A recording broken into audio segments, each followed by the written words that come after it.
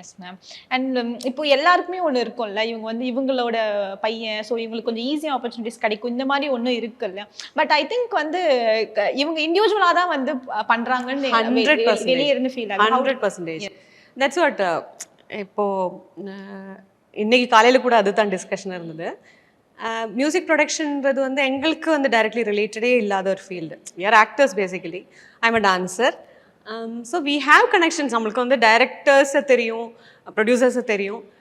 But இவனோட ஒரு liking towards music அது it started when he was very young itself. So husband இவர் வந்து சின்ன வயசுலேயே அதை ஐடென்டிஃபை பண்ணி he bought a keyboard. Then he wanted to learn drums for some time, so he started drums. Then he wanted to learn guitar for some time. So அப்படி jump பண்ணிட்டே இருந்தா.